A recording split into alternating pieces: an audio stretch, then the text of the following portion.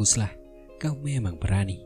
Kau punya sedikit keberanian seperti Xiaoshuan dahulu, ucap Lei Ying. Langit di atas lapangan latihan tiba-tiba bergejolak. Seketika, 3 sosok melintas dan muncul.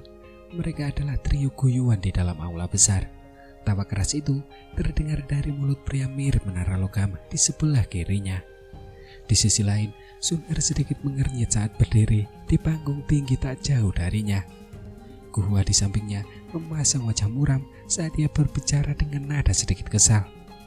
Apa yang sebenarnya dilakukan ketua klan Lei? Dari segi senioritas, dia jauh lebih tua daripada Xiaoyan, tapi dia berani ikut campur, ucap Gu Hua.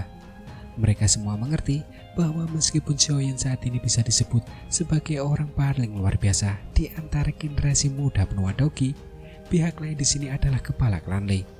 Hampir tidak ada seorang pun di benua Dogi yang bisa mengalahkannya. Mengingat statusnya, agak berlebihan baginya untuk menyerang Xiaoyan. Kakak Xiaoyan mungkin punya rencananya sendiri. Dia tidak melakukan sesuatu yang tidak dia yakini, ucap Sun Er. Meskipun hatinya sedikit khawatir, Sun Er memiliki kepercayaan diri yang relatif lebih besar terhadap Xiaoyan.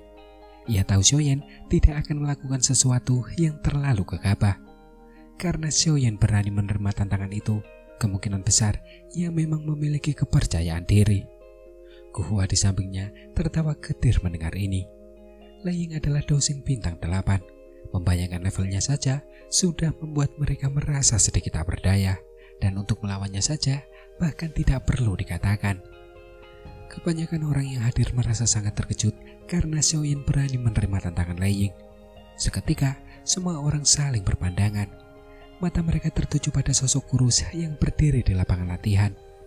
Lupakan saja dia, keberanian ini saja sudah membuat banyak orang sangat mengaguminya.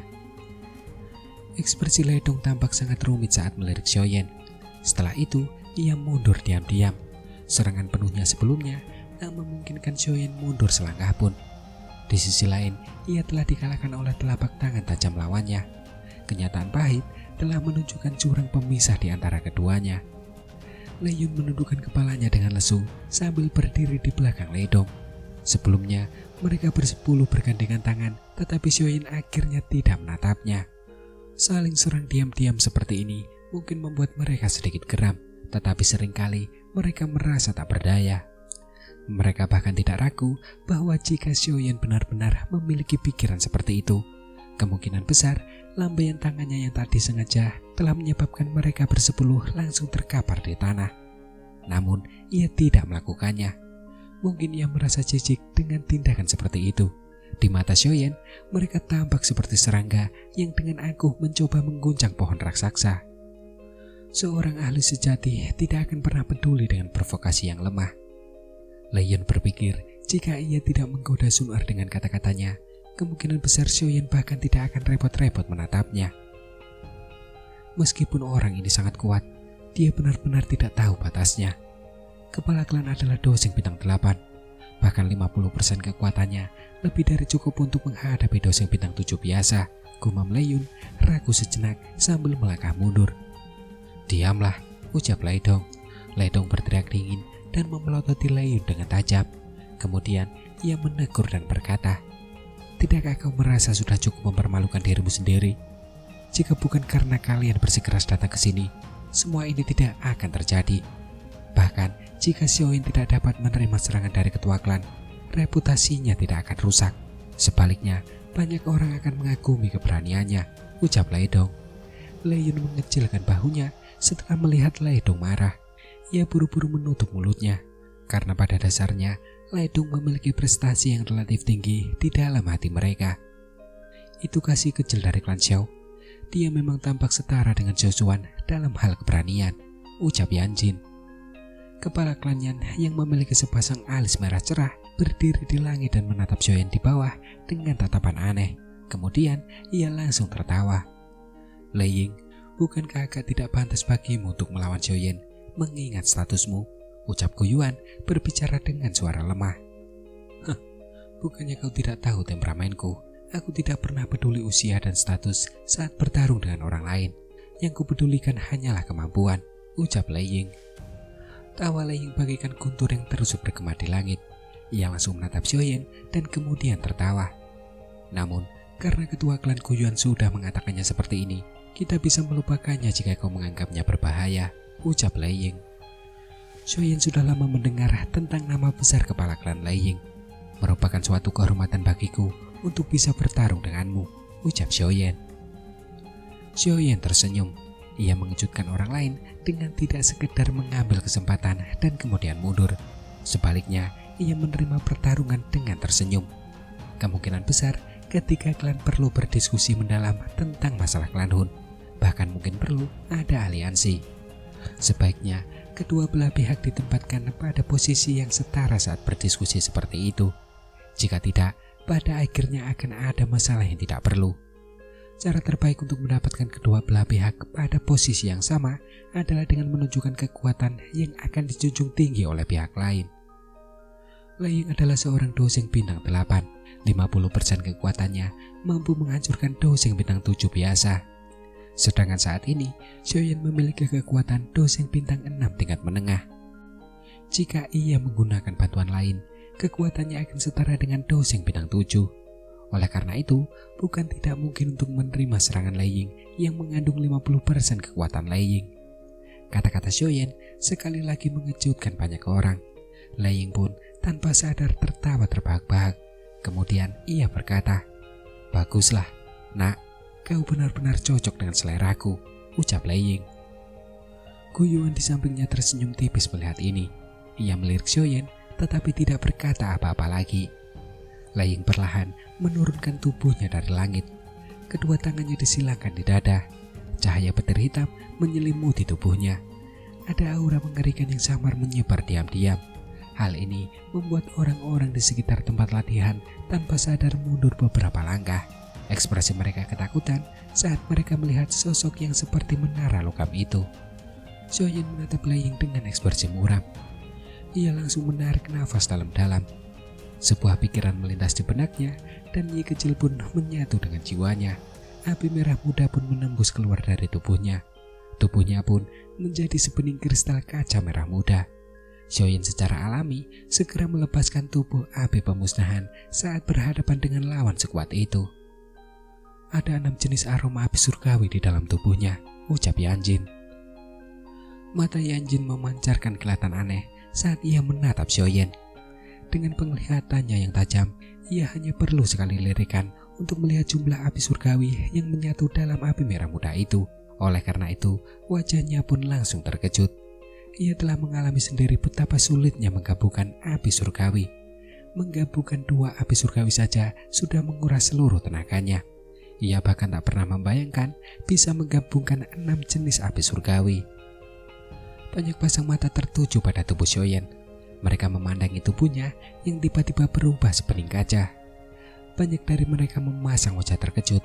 Namun, setelah mereka perlahan merasakan aura Xiaoyan yang meningkat besar di belakangnya, keterkejutan ini dengan cepat berubah menjadi syok. Lei Dong yang baru saja bertukar pukulan dengannya tersenyum pahit dan menggelengkan kepalanya. Karena sebenarnya Xiaoyan telah menahan diri sebelumnya saat ia melawan Lei Dong. Aura ini kemungkinan memiliki kekuatan doseng bintang 7 tingkat awal. Si kecil ini telah menggunakan kekuatan api surgawi hingga batasnya, gumam Yanjin. Kejutan melintas di mata Yanjin dan yang lainnya saat mereka bergumam sendiri. Kepala klan Lei Ying, coba terima seranganku ini, ucap Xiaoyan. Rasa bangga melonjak di dalam hati Xiaoyan saat dia sekali lagi menggunakan teratai api pemusnahan dan merasakan kekuatan pemusnahan seperti letusan gunung berapi. Api dengan cepat menggumpal di telapak tangan Xiaoyan saat melesat maju, dan itu langsung menggumpal menjadi teratai api 6 warna yang indah dengan kecepatan yang mencengangkan. Riak pemusnahan yang tak terbendung tiba-tiba meletus saat teratai api terbentuk. Hal ini membuat Yanjin dan Guyuan di kejauhan saling melirik. Teratai api yang mengerikan, gumam Gudao. Gudao, salah satu dari 3 dewa abadi klanku, memasang ekspresi muram saat menatap teratai api di telapak tangan Xiaoyan. Bahkan ia bisa merasakan bahaya darinya. Tak disangka, teratai api yang diciptakan Xiaoyan setelah naik ke kelas doseng bintang 6 ternyata memiliki kekuatan sekuat itu. Jika ini digunakan saat Hunsa mengejar mereka dulu, Kekuatan teratai api ini saja kemungkinan besar akan membuat Hunsa merasa takut. Teratai api itu mengejutkan banyak orang setelah kemunculannya. Bahkan ekspresi Leying pun menjadi sedikit serius. Ia merasa sangat tertarik dan tertawa terbahak-bahak. Telapak tangannya yang besar seperti kipas itu terjulur ke depan. Seketika gemuruh guntur terdengar di telapak tangannya. Itu tampak seperti awan petir yang telah disambar berkali-kali. "Cicipi rasa telapak bencana petir milik klan Leiku," ucap Leying. Cahaya petir menyambar telapak tangan Leying hingga akhirnya tiba-tiba berubah menjadi awan petir yang berkompresi. Awan petir itu berdetak kencang seperti jantung. Sesaat kemudian, seluruh tempat ini tiba-tiba menjadi gelap. Telapak tangan cahaya petir yang baru saja disambar hingga seukuran telapak tangan tiba-tiba melesat keluar dari dalam awan petir. Akhirnya, telapak tangan itu bertabrakan dengan keras dengan teratai api Shoyen di depan banyak pasang mata. Sesaat kemudian, ledakan dahsyat bagaikan gempa bumi segera bergema di seluruh alamku saat badai energi mengerikan melanda tempat itu dengan cara yang tak dapat dihalangi oleh siapapun. Gelombang serangan mengerikan yang menerjang mereka mendorong Shoyen mundur ratusan meter. Di sisi lain, Leying di langit terhuyung mundur beberapa langkah. Seketika, tubuh perak bagaikan menara itu menginjak ruang kosong dan benar-benar memantapkan dirinya di dalam gelombang serangan. Kekuatan Doseng Bintang 8 memang sungguh luar biasa. Shoyen benar-benar menerimanya. Ucap banyak orang berseru lantang setelah melihat Shoyen tidak mengalami cedera serius meskipun terpaksa mundur ratusan langkah. Hal ini terutama berlaku bagi Ledong dan yang lainnya. Mereka tanpa sadar juga menghirup udara dingin. Karena pada dasarnya, telapak bencana petir adalah jurus Do tingkat tinggi kelas Tian yang langka di dalam klan Lei. Terlebih lagi, jurus ini dilepaskan oleh Leying. Kekuatannya dapat dengan mudah menghancurkan semua makhluk hidup dalam radius 500 km. Namun, jurus ini hanya mampu memaksa Shoyen mundur beberapa ratus langkah saja. Gelombang energi yang mengerikan itu menyebar dengan liar di langit, membuat semua orang terkejut. Guyuan langsung melambaikan lengan bajunya, dan sesaat kemudian ruang itu sendiri runtuh. Sebuah lubang hitam raksasa muncul dan melahap semua gelombang energi liar itu. Guyuan akhirnya bertepuk tangan dan tertawa setelah menyelesaikan aksinya. "Leying, telapak tangan bencana petirmu itu mengandung lebih dari 50% kekuatanmu," ucap Guyuan. "Orang yang luar biasa. Kau memang pantas menjadi keturunan Xiaoshuan," ucap Leying lalu tertawa. Leying tidak merasa kesal mendengar Guyuan, melainkan ia justru tertawa terbahak-bahak. Pukulan telapak tangan tadi membuatnya merasa sangat senang. Di sisi lain, Shoyen tertawa getir. Kedua tangannya benar-benar mati rasa. Karena itu, ia tak mampu menangkupkan kedua tangannya. Ia hanya bisa menggelengkan kepala tak berdaya di depan banyak pasang mata yang menatapnya dengan hormat. Guyuan tertawa kecil sambil berdiri di langit. Kedua tangannya langsung diletakkan di belakangnya. Ia mengangkat kepalanya dan menatap kosong ke arah langkah kaki. "Huntiandi, mengingat statusmu, kenapa kau harus bertindak diam-diam begitu?" ucap Guyuan. Suara tenang itu bagaikan guntur yang tiba-tiba menggelegar, membuat orang-orang merasa kulit mereka hancur berkeping-keping. Suara Guyuan bagaikan ledakan yang tiba-tiba itu membuat mereka yang hadir menegang. Sesaat kemudian, banyak mata yang terkejut tiba-tiba terangkat. Mereka menatap ruang kosong. Doki mulai menyembur keluar dari tubuh para tentara teredam hitam yang masih mengamati pertempuran Shoyen sebelumnya ke segala arah. "Huntiandi," gumam Shoyen. Nama yang disebutkan Guyuan terus bergema dan meledak di telinga Shoyen. Hal ini menyebabkan tinjunya perlahan mengepal. Pelaku utama yang hampir menyebabkan klan Xiao musnah akhirnya akan muncul. "Klanku, waspadalah," ucap Gudao. 3 dewa abadi dari klanku bergegas menuju langit hampir bersamaan. Teriakan keras bergema di seluruh tempat. Seketika, banyak sinar cahaya terbang melewati pegunungan. Semua ahli dari klanku muncul bersamaan. Seketika, aura yang luas dan perkasa melonjak di langit. Barisan itu membuat Shoyen menghirup udara dingin.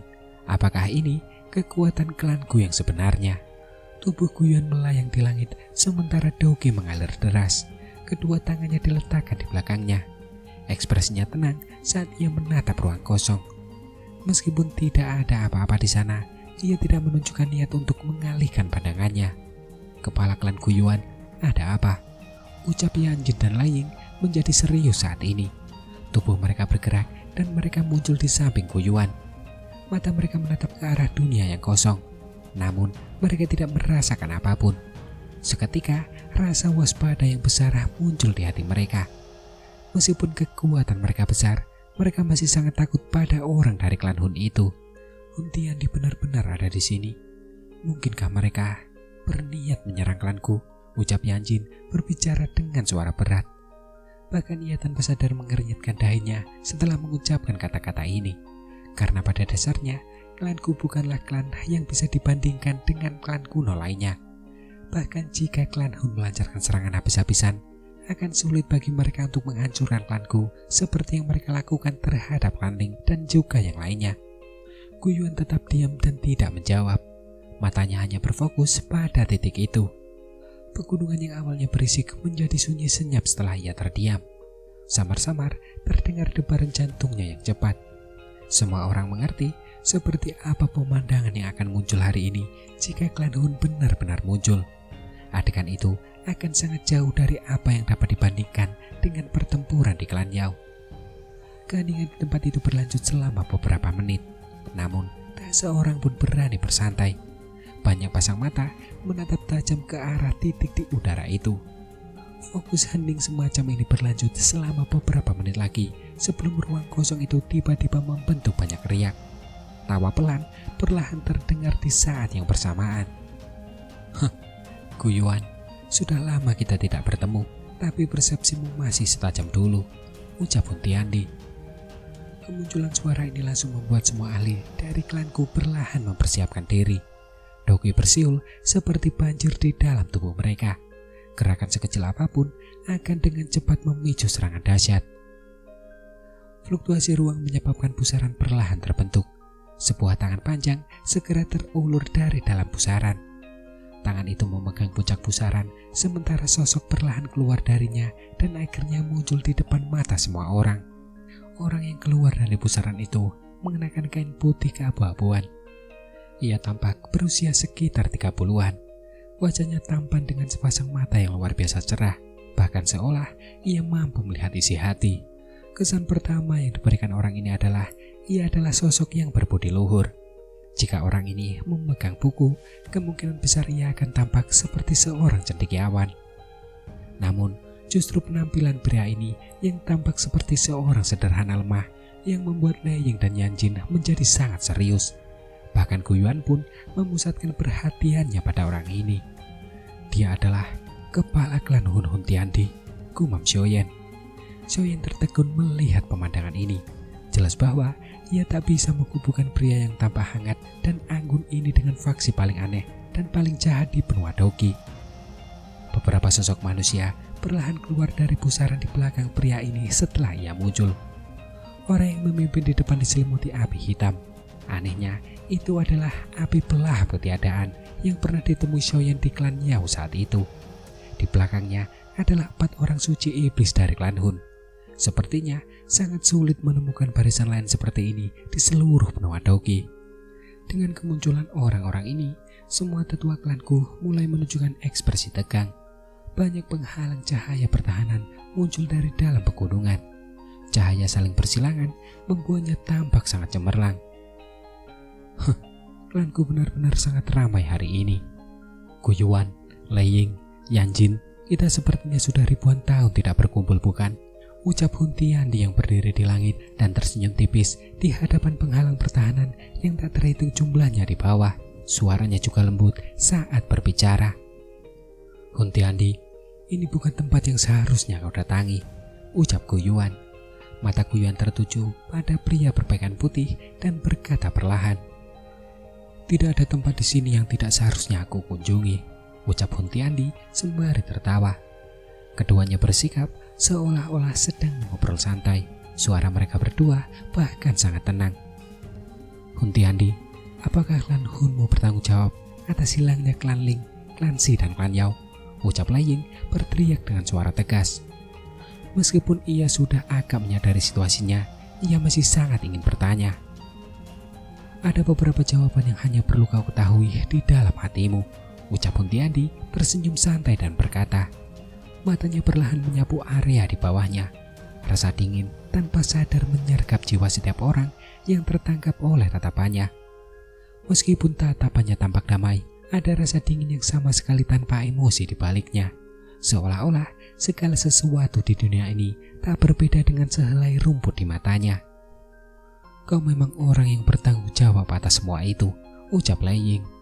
Wajah Lei Ying dan Yanjin segera menjadi muram setelah mendengar jawaban Huntiandi. Raja Tunling terakhir dari klan Tunling saat itu kemungkinan besar telah dilahap oleh api pemakan ketiadaan, bukan? Lagi pula, itu juga seharusnya menjadi alasan kelangsungan hidup klan Hun hingga sekarang, bukan? Ucap Gu Yuan. Mata Gu Yuan menatap sosok manusia yang diselimuti api hitam di belakang Huntiandi dan berkata dengan lembut, seandainya aku tahu ini, aku pasti sudah menghabisimu saat itu, ucap Gu Yuan. Hah, Gu Yuan, kau terlalu sombong. Kau mungkin bisa mengalahkanku saat itu, tetapi aku khawatir kau tidak punya kemampuan untuk menghancurkanku sepenuhnya, ucap api pelahap ketiadaan. Api hitam yang menyelimuti sosok manusia itu langsung berkobar setelah mendengar ini. Ia tertawa aneh dan kemudian berkata, lagi pula, aku harus berterima kasih atas apa yang telah kau lakukan. Jika bukan karena retret 1000 tahun ini, aku khawatir aku tidak akan bisa mencapai kelas doseng bintang 9, ucap api pelahap ketiadaan. Selain Gu Yuan, semua orang yang hadir berubah ekspresi setelah mendengar kata-kata api pelahap ketiadaan. Doseng bintang 9, itu pada dasarnya adalah eksistensi puncak di dunia ini. Dengan kata lain, bukankah itu berarti klan Hun memiliki 2 doseng bintang 9? Dia benar-benar memiliki kekuatan bintang ke-9 doseng, gumam Xiaoyan. Ekspresi Xiaoyan berubah muram saat ini. 2 doseng bintang 9, bahkan klanku pun tak akan bisa menandinginya. Tak heran api pemakan ketiadaan mampu memimpin sekelompok orang untuk menghancurkan klan Yao, karena pada dasarnya dia memang sekuat ini. Aku sudah tahu ini sejak kau berhasil menelan dunia klan Yao ke dalam tubuhmu, ucap Gu Yuan berkata dengan suara lirih dan kemudian melanjutkan. Hanya dosing bintang 9 tingkat awal. Jika ada kesempatan, aku akan menyegelmu selamanya, ucap Gu Yuan. Kau mungkin tidak akan pernah bisa mendapatkan kesempatan seperti itu, ucap Huntiandi sembari tertawa pelan. Huntiandi, jika kau berniat menyerang klanku dengan memimpin begitu banyak orang, kemungkinan ini masih belum cukup, ucap Gu Yuan juga tampak sangat tenang. Sikap seorang kepala klan sekarang benar-benar terungkap. Memang agak kurang, ucap Huntiandi mengangguk dan tidak membantah klaim tersebut. Xiaoyan mengerutkan kening dan menyaksikan pemandangan ini dari bawah. Meskipun anggota klan Hun telah muncul, mereka tidak menunjukkan tanda-tanda akan menyerang. Namun, Xiaoyan mengerti dalam hatinya bahwa orang-orang ini pasti tidak akan melakukan hal yang sia-sia. Pasti ada alasan di balik tindakan mereka saat ini. Mungkinkah mereka menggunakan kesempatan ini untuk membentuk formasi atau semacamnya, gumam Xiaoyan. Pikiran ini juga terlintas dan kemudian lenyap. Karena di sisi lain, Gu Yuan juga sangat kuat. Dia tidak kalah dari Huntiandi dalam hal kekuatan. Kemungkinan besar akan sulit bagi pihak lain untuk berhasil melakukan hal seperti itu di depan Gu Yuan. Lagi pula, Gu Yuan bukanlah Yaodan. Kepala klan Gu Yuan, hati-hati dengan tipuan apapun, ucap Yanjin. Yanjin berbicara dengan suara berat sambil berdiri di langit. Jelas bahwa ia juga mengerti bahwa tindakan klan Hun ini jelas memiliki agenda tersembunyi. Di sisi lain, Huntiandi hanya tersenyum menanggapi peringatan Yanjin. Kedua tangannya diletakkan di belakang punggungnya. Ia juga tidak berbicara. Ia hanya memimpin kelompoknya untuk berdiri di udara dengan cara ini dan berhadapan dengan kelompok Gu Yuan. Adegan aneh ini membuat Xiaoyan mengerutkan kening. Tubuhnya bergerak dan muncul di samping Sun Er. Situasinya tidak tepat. Ia harus memfokuskan pikirannya untuk mencegah situasi apapun terjadi, karena keselamatan Sun Er jelas yang terpenting. Hati-hati, ucap Sun Er. Sun Er berbicara dengan suara lembut sambil menatap Xiaoyan di sampingnya. Xiaoyan mengangguk pelan, ia pun hanya mengerutkan kening. Tindakan klan Hun sungguh aneh. Sikapnya ini seolah-olah ia sengaja menahan Gu Yuan dan yang lainnya. Apa yang sedang mereka rencanakan? gumam Xiaoyan. Jari-jari Xiaoyan digenggam dengan rapat. Tiba-tiba jarinya berhenti. Matanya beralih ke Sun Er dan kemudian bertanya dengan lembut, "Apakah Gyo kuno klanku ada pada pamanku?" ucap Xiaoyan. Sesaat kemudian Sun Er terkejut mendengar ini. Ia ragu sejenak sebelum kemudian menjawab dengan lembut, "Tidak, Gyo kuno itu ada di aula leluhur. Itu tempat yang paling dijaga ketat," ucap Sun Er.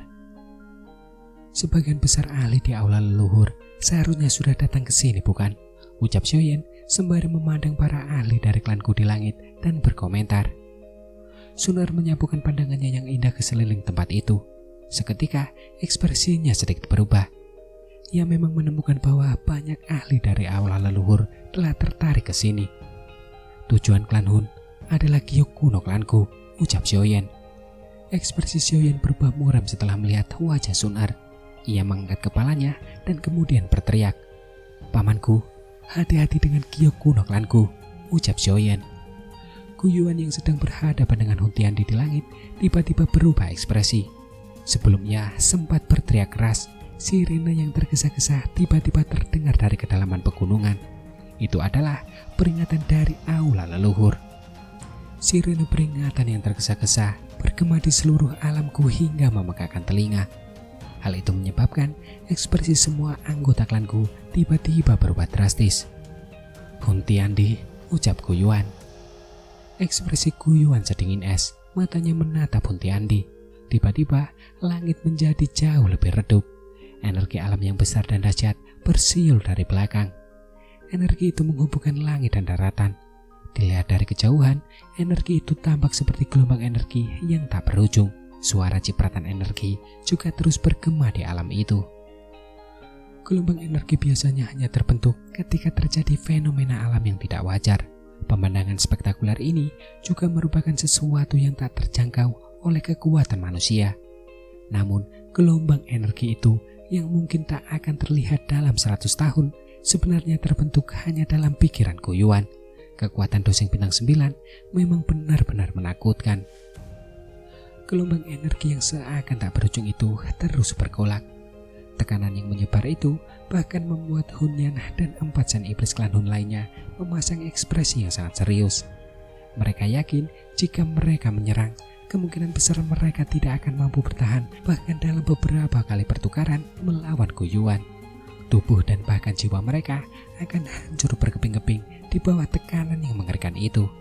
Satu-satunya orang di dunia ini yang dapat tetap tenang dalam menghadapi gelombang alam yang dipanggil Guyuan adalah Hun Tiandi dan api pelahap ketiadaan.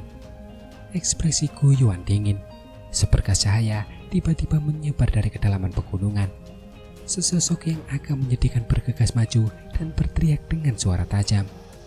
"Kepala klan, tetuaku yang telah melukai tetua aula leluhur dan mencuri batu Gyo kuno," ucap salah satu orang dari klanku melaporkan apa yang terjadi di dalam aula leluhur. "Apa?" ucap Guyuan. Seluruh klanku menjadi gempar setelah teriakan ini terdengar. Mata semua orang dipenuhi rasa tidak percaya. "Penatua Guyang, bagaimana ini mungkin?" ucap Sun Er. Wajah Sun Er juga berubah drastis pada saat ini saat dia tanpa sadar berteriak keras. "Apa yang terjadi? Mungkinkah tetua Guyang adalah mata-mata klan Hun?" ucap Xiaoyan. Ekspresi Xiaoyan juga tampak muram saat ini. Klan Hun tampaknya sangat ahli dalam menggunakan trik ini. Guyang adalah tetua kedua aula leluhur. Dia telah menjaga aula leluhur selama ratusan tahun dan sangat setia kepada klanku. Bagaimana mungkin dia bisa menyegel batu Gyo kuno itu dan kemudian melarikan diri? Gumam Sun Er dalam hati. Sepertinya dia pernah berhubungan dengan tetua Guyang itu. Terlebih lagi, kesannya terhadapnya juga cukup baik. "Ini dilakukan olehmu," ucap Guyuan. Mata dingin Guyuan menatap Hun Tiandi yang tersenyum dan bertanya perlahan. Hun Tiandi menyeringai, namun ia tidak membuka mulut untuk mengatakan apapun. Di saat yang sama, ia juga tidak berniat untuk berbalik dan pergi. Sepasang mata tertuju pada Guyuan. Selama ia berdiri di sini, bahkan Guyuan pun tak akan berani begitu saja berbalik dan pergi. Ini karena Guyuan mengerti bahwa jika ia pergi, tidak akan ada lagi yang menghalanginya di tempat ini. Guyuan secara alami memahami pikiran Hun Tiandi. Rasa dingin di wajahnya segera mereda. Pada level ini, keteguhan mentalnya sudah sekuat batu. Bahkan hilangnya batu Kia kuno tidak membuatnya tampak marah. Segel alamku, Kudau, kalian bertiga akan memimpin pasukan teredam hitam dan memulai pencarian. Cariku yang secepatnya, ucap Guyuan membuka mulutnya dan berteriak. Sesaat kemudian, ketika dewa abadi dari alamku langsung bereaksi setelah mendengar ini. Namun, mereka bertiga baru saja bergerak ketika 4 sen iblis dari klan Hun di belakang Hun Tiandi bergerak maju. Dari kelihatannya, mereka sebenarnya berniat menghentikan ketiganya. Guyuan, orang-orang ini tidak bisa pergi, ucap Hun Tiandi lalu tertawa. Ini bukan sesuatu yang bisa kau putuskan, ucap Guyuan berkata dengan suara dingin. Ia segera melangkah maju. Gelombang energi yang seakan tak berujung di belakangnya langsung bergolak dan tak terkendali. Gelombang itu berubah menjadi tangan pasang surut setinggi 100.000 kaki saat menghantam Hun Tiandi. Ruang tempat angin telapak tangan itu lewat juga bergetar hebat. Serangan ajak dari seorang ahli seperti itu dapat dengan mudah menghancurkan ruang itu.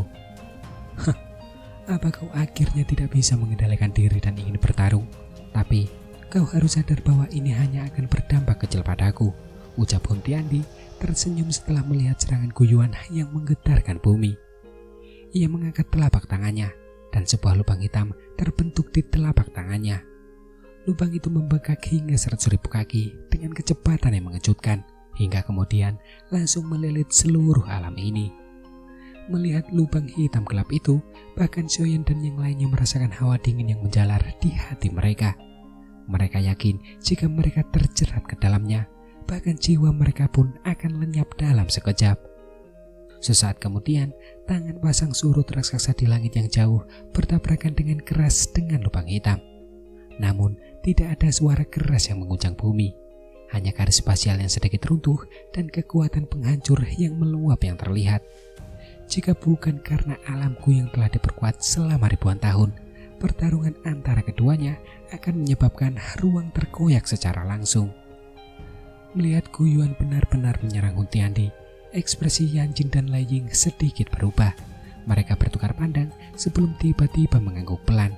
Tindakan klan Hun jelas telah menjadikan semua klan kuno sebagai target mereka. Karena mereka berani menyerang klanku kali ini, klan Yan dan klan Lei pasti akan bernasib sama di masa depan. Serang mereka, ucap Yanjin.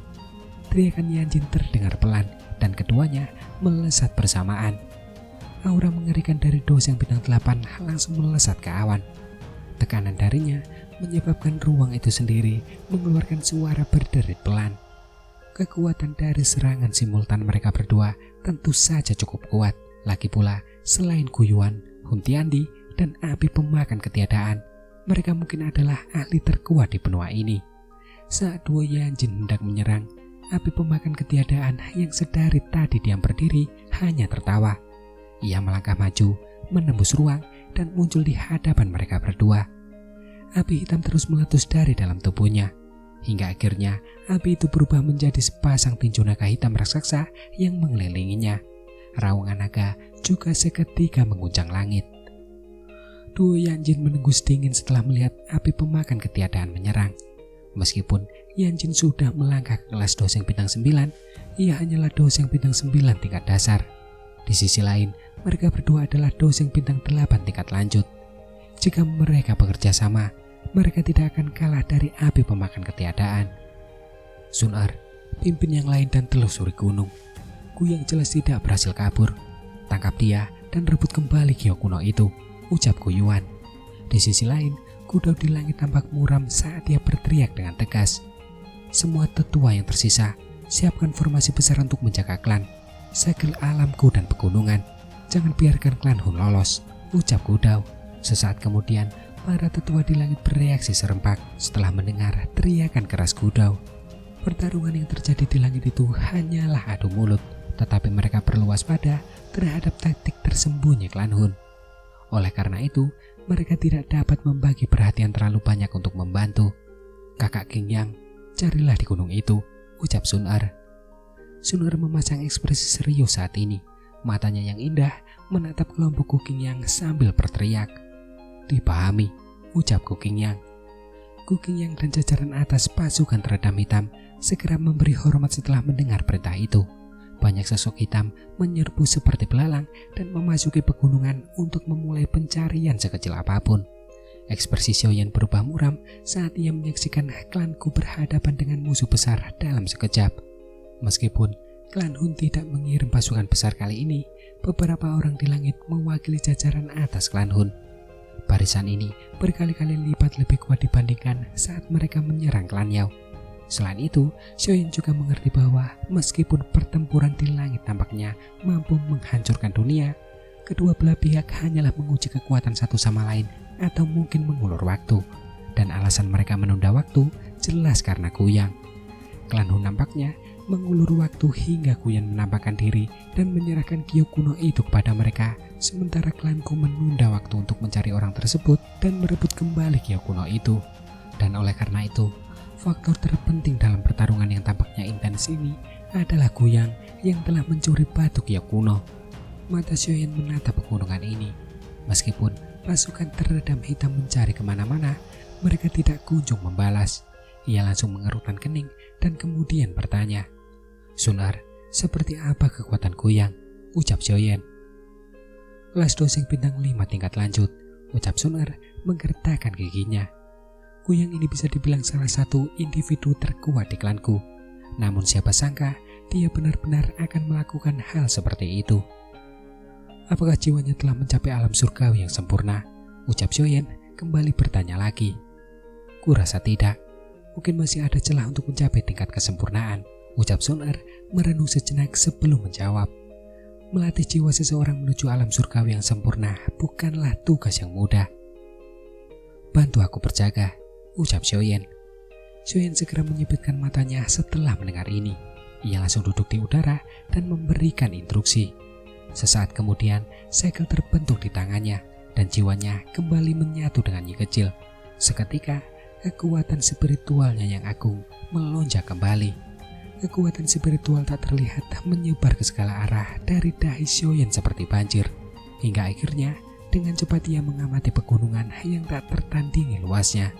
Kendali Xiaoyan atas kekuatan spiritualnya bisa dibilang telah mencapai puncaknya. Kekuatan spiritual yang tak terbatas menyelimuti pegunungan bagaikan ular-ular kecil yang padat. Karena ia sempat menyatu dengan Nyi kecil, kekuatan spiritualnya bahkan mampu menembus jauh di bawah tanah dan memanfaatkan magma di bawah tanah untuk mendeteksi aktivitas di dalamnya. Dengan bantuan Nyi kecil, kekuatan spiritual Xiaoyan saat ini dapat mencakup area dalam radius puluhan ribu kilometer di sekitarnya. Selama Guiyang belum melarikan diri dari pegunungan ini, mustahil baginya untuk bersembunyi dari persepsi spiritual Xiaoyan yang menyelidiki. Sun-Er samar-samar bisa merasakan semacam kekuatan spiritual tak terlihat yang menembus tubuhnya setelah melihat Xiaoyan duduk. Sesaat kemudian, ia segera melangkah lebih dekat, wajahnya dengan hati-hati mengamati sekelilingnya. "Sun-Er, kita tidak dapat menemukannya," ucap Gu Qingyang. Gu Qingyang dan lainnya tiba-tiba menyerbu dari segala arah dengan ekspresi muram, sementara Xiaoyan sedang menyelidiki. Mereka berbicara dengan nada tidak puas. Mereka pada dasarnya telah mencari di seluruh pegunungan, tetapi mereka masih belum dapat menemukan Guiyang. Sun-Er mengerutkan kening. Ia melambaikan tangannya pelan. Mata indahnya menatap Xiaoyan. Saat ini, ayahnya dan 3 tetua agung klanku telah ditahan oleh klan Hun. Apakah mereka dapat menemukan Guiyang akan bergantung pada Xiaoyan. Gu Qingyang dan lainnya mengamati sesuatu setelah melihat tatapan Sun-Er. Mereka mengangguk pelan dan tidak mengatakan apapun yang mengganggu Xiaoyan. Keheningan ini berlanjut selama sekitar 10 menit. Gu Qingyang dan yang lainnya hendak kembali mencari di gunung ketika tiba-tiba mata Xiaoyan yang tertutup rapat tiba-tiba terbuka. Telapak tangannya tiba-tiba menghantam tanah. Seketika, sebuah gunung yang berjarak 100.000 kaki tiba-tiba meletus. Magma panas menyembur keluar darinya. Sesosok tubuh juga terlontar keluar dengan cara yang agak menyedihkan. "Guiyang," ucap Sun-Er. Ekspresi Sun-Er dan yang lainnya dengan cepat menjadi dingin saat mereka melihat sosok yang bersembunyi di magma.